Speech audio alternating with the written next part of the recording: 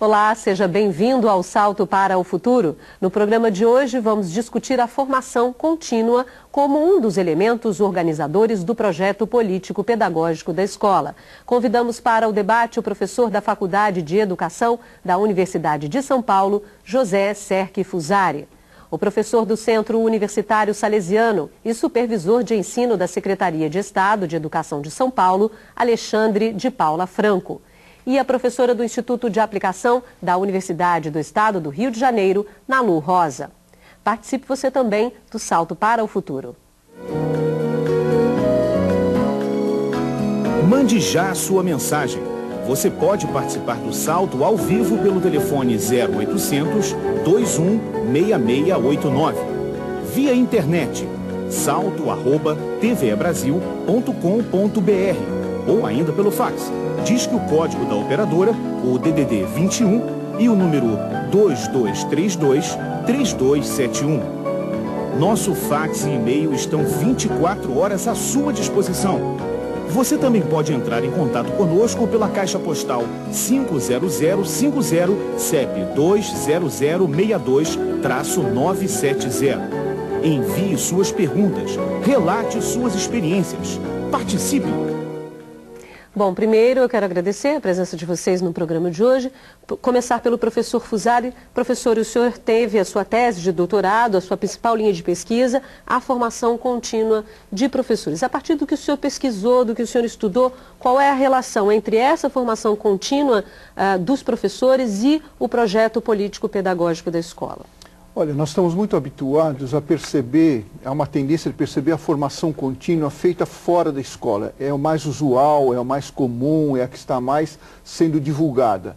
O que eu pesquisei, o que eu tenho estudado é a complementação, quer dizer, a formação, o projeto pedagógico, né, e a formação contínua como sendo instâncias articuladas. Então, a formação contínua estimularia o projeto pedagógico e o projeto pedagógico estimularia a formação contínua. Então, são dois elementos que se complementariam e transformariam ou caracterizariam a escola como um locus privilegiado da formação e do desenvolvimento do coletivo da escola.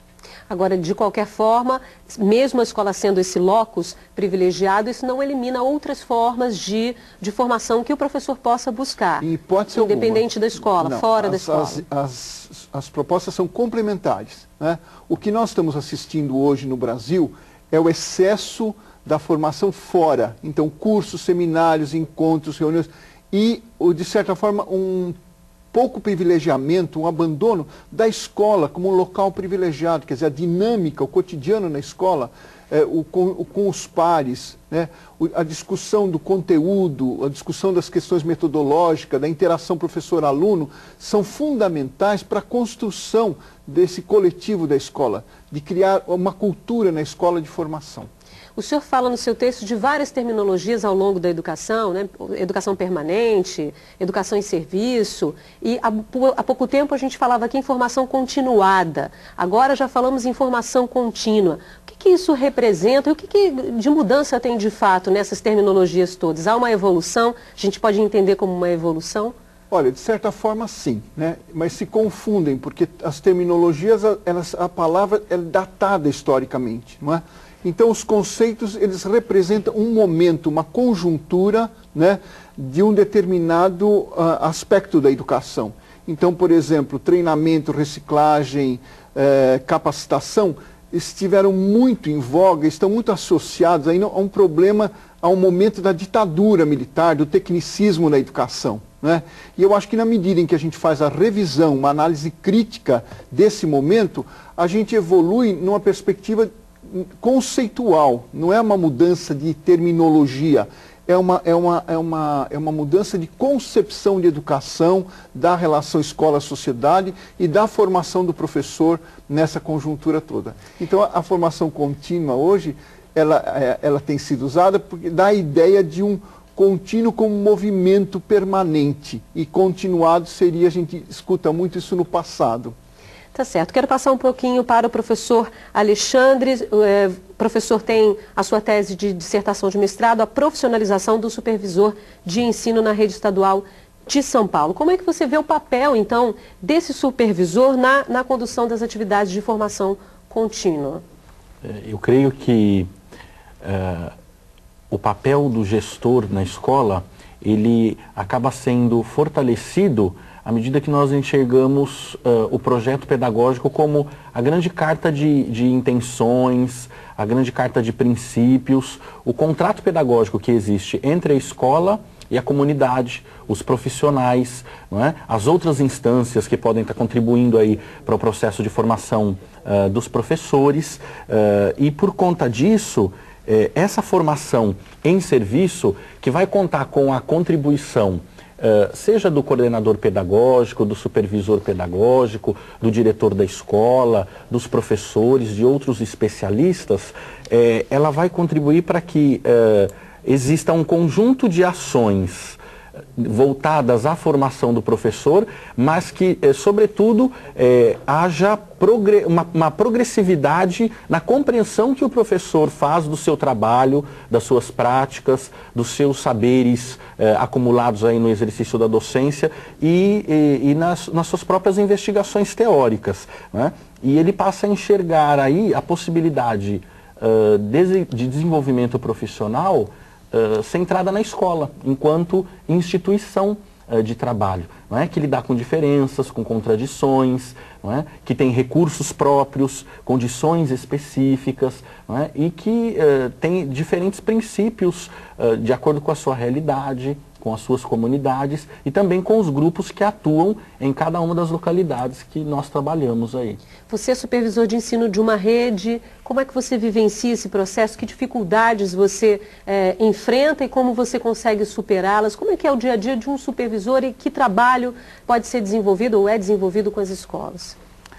Eu entendo e a experiência tem contribuído para que nós consigamos valorizar cada vez mais o papel de todos os atores dentro do processo educativo da escola, né?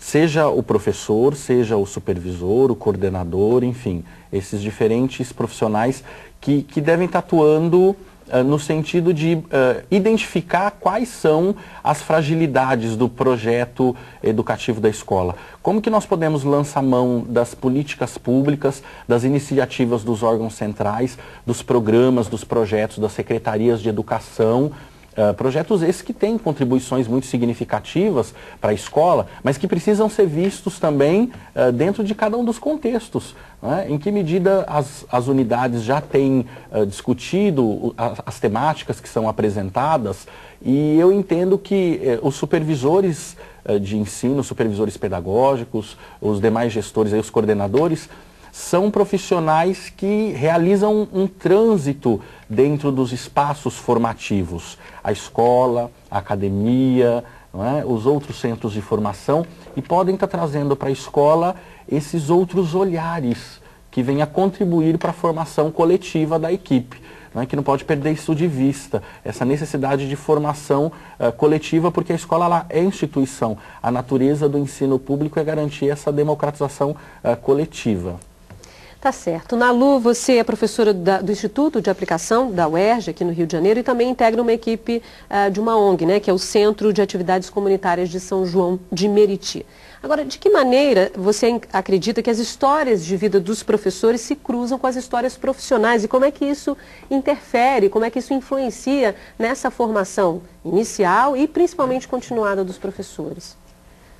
A história de vida da pessoa, ela não é desvinculada da história profissional, né? Quer dizer, nós temos uma história, né? E é interessante até essa sua pergunta, porque eu fiz a minha dissertação sobre a formação do professorado dessa instituição, né? Do centro comunitário. E nós vimos muitas identidades nas histórias de vidas e nas consequências, né, de visão profissional, né?